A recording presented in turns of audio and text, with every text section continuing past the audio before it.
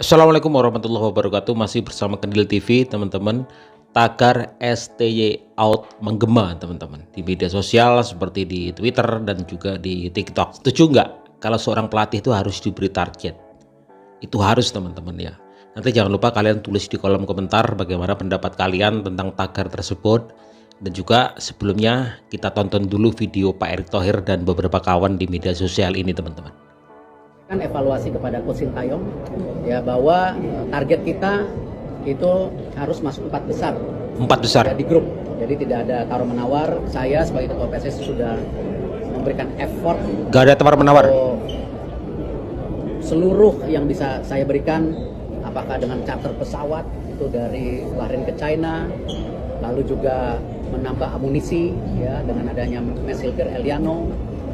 Ya kembali yang saya bilang, kalau mau level dunia ya pelatihnya mesti bagus, pemainnya mesti bagus, kami di PSSI mesti bagus juga persiapannya.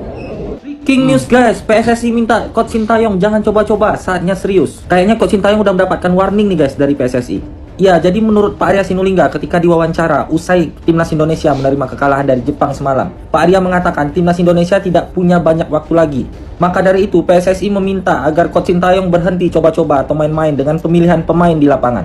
Karena kita akan kehilangan kesempatan dan gak boleh lagi main-main. Iya. Lalu Pak Arya Sinulinga pun mencontohkan ketika Timnas Indonesia melawan Cina kemarin, beliau otak-atik pemain, kita jadi kalah. Padahal kita kuasai permainan. Karena jika Timnas Indonesia ingin finish di peringkat keempat di grup C ini, maka Timnas Indonesia setidaknya itu mengoleksi 9 poin lagi guys. Dimana Timnas Indonesia masih menyisakan 5 pertandingan guys. Dan kita wajib menang ketika ketemu Arab Saudi, Bahrain dan Cina di kandang di GBK.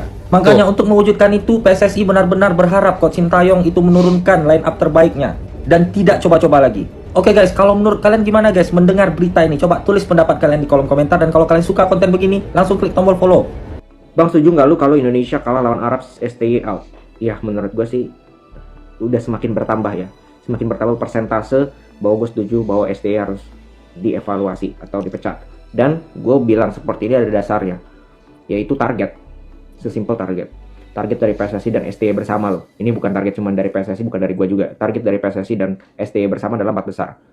Oh, kita kan belum berakhir, masih ada nanti kalau misalkan kita kalah nih lawan Arab Saudi, masih ada 3 match lagi. Masih ada 2 home dan 1 away. Lawan Australia away, Bahrain, China home. Ya, tapi kita harus lihat juga persentasenya.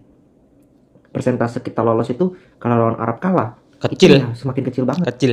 Kita baru 3 poin kalau lawan Arab kalah. Terus yang lain Bahrain, China, Australia, Jepang gak usah kita hitung lah. Itu bisa nambah poin lagi. Sekarang mereka udah beda 3 sama kita.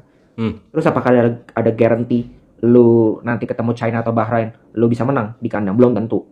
Kalau main kayak gini terus, kalau nggak ada perubahan. Artinya menurut gua kalau diganti pada saat lawan Arab memang kalah nih, nggak sesuai ekspektasi dan diganti, itu justru menurut gua cukup optimal karena jarak antara pertandingan international break bulan ini dengan international break selanjutnya itu jauh, yaitu bulan Maret. Artinya nantinya pelatih baru punya waktu, dan PSSI juga punya waktu untuk cari pelatih yang sesuai, nego dengan pelatih bisa mempelajari karakteristik pemain Indonesia, bisa berpikir tentang strategi atau penerapan strategi seperti apa, dan mungkin bisa scouting juga pemain. Itu masih banyak waktunya. Jadi kalau mau diganti, yang menurut gua kalau masih misalkan kalah nih ya, amit-amit, terus mau ada perubahan, mau membuat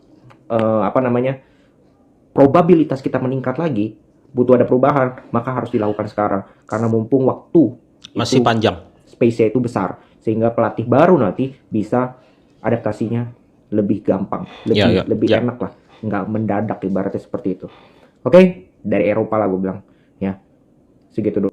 Peringatan keras PSSI untuk Sintayong atau Erick Thohir yang mundur. Oke, jadi melalui Pak Arya Sinulinga sebagai Exco PSSI, ya beliau menyampaikan ya bahwa PSSI ini benar-benar memperingatkan STY buat jangan main-main dengan Timnas Indonesia atau Erick Thohir yang mundur. Bahkan yang gue kaget ya, Bang Arya Sinulinga ini juga mengposting ya di IG-nya sendiri. Jadi ini bukan sesuatu yang sepele, tertutup lagi. Ini benar terus terang ya, terang-terangan bahwa ini peringatan keras loh STY loh. Bahkan jangan kaget ya kalau misalnya STY nanti kalah lawan Arab, itu bakal dipecat, itu jangan kaget. Dan bahkan Pak Arya Sinulinga juga ya ngepost nih. Ini tweetnya Bang Sony juga ya di repost sama Pak Arya.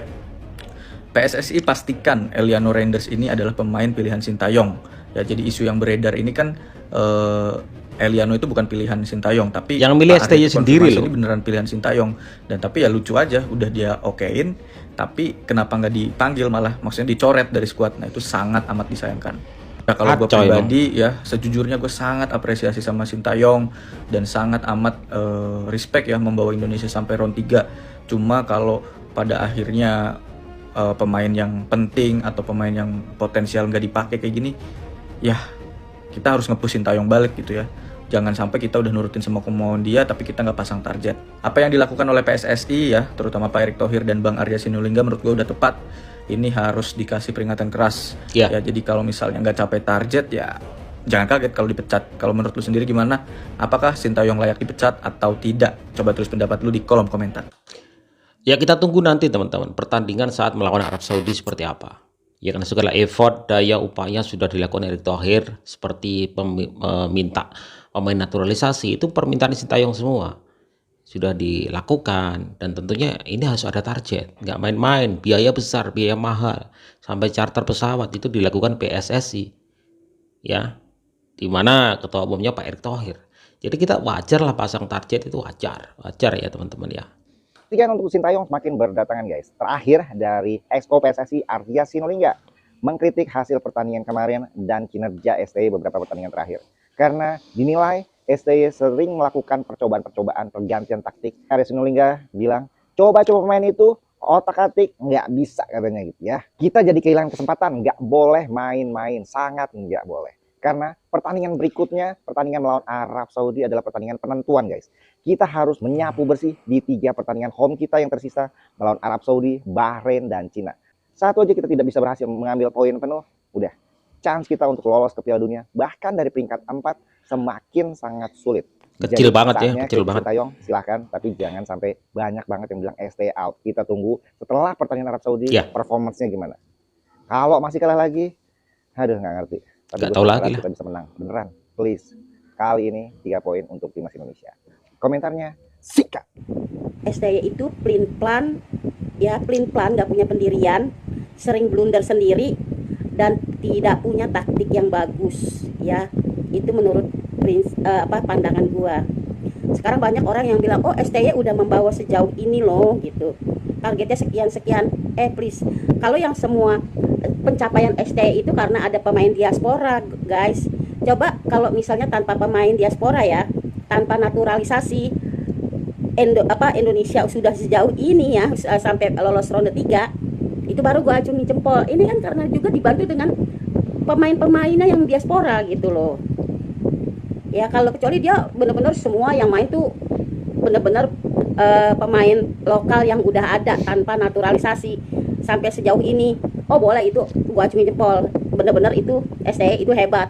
Tapi menurut gua sekarang udah dimodalin segala macam ya. Setiap dia minta dinaturalisasi, hayo diburu-buru, dikebut di Belgia, even sumpahnya sampai di Belgia gitu ya, kalau nggak salah di Belgia ya, sampai dikebut di sana, orang sampai rush gitu ya ke sana.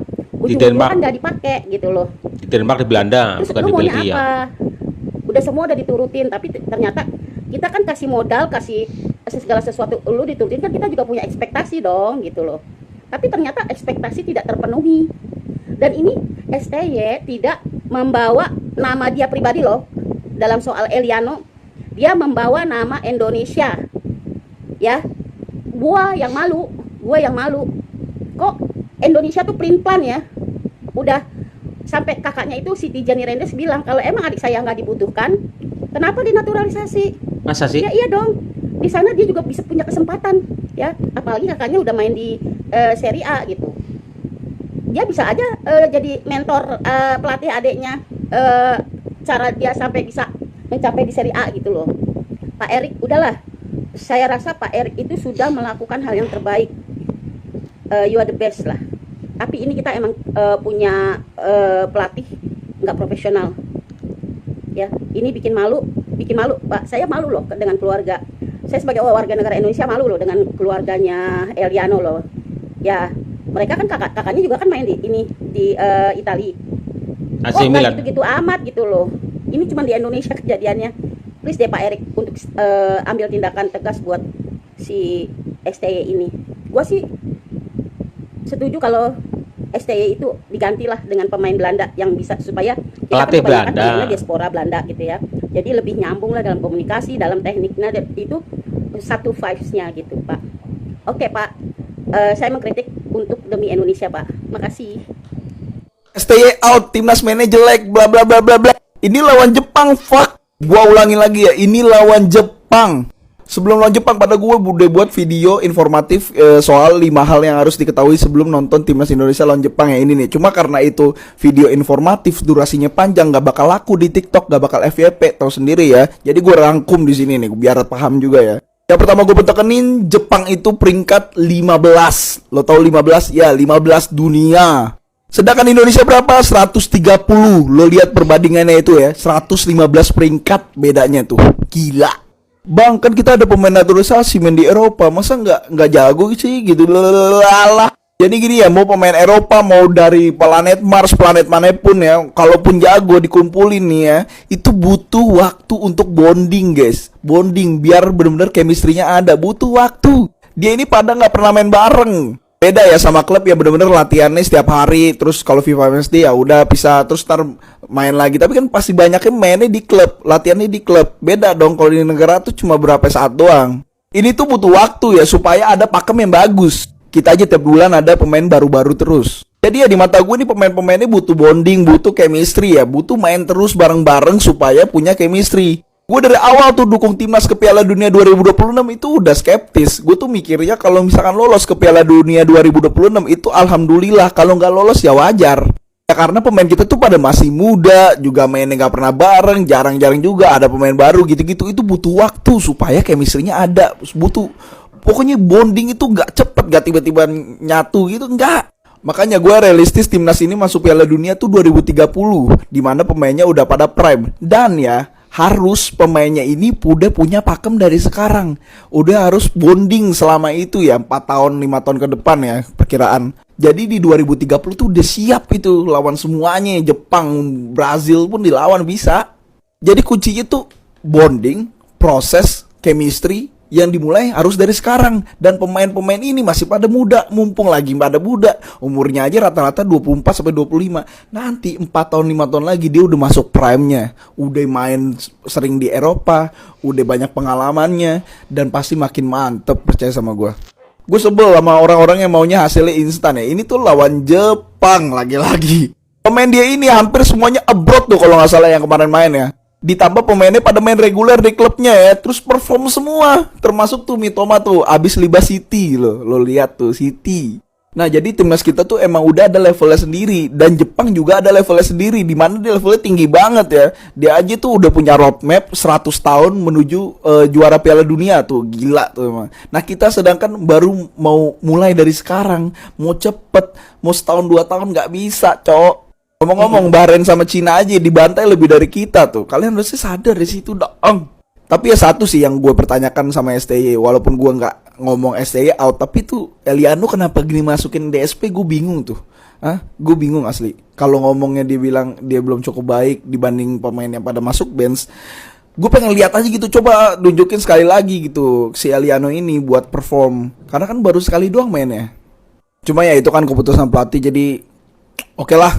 Oke, jadi pesan gue jangan dukungan kita terpecah belah ya. Kita harus tetap fokus dukung sampai nanti akhir lawan Jepang lagi ya di FIFA Matchday yang terakhir di kualifikasi ini. Dan jangan pecah dukungan please. Seperti yang gue tekenin, ini timnas berproses ya, dan baru mulai ya, baru mulai kalau kata gue mah ini.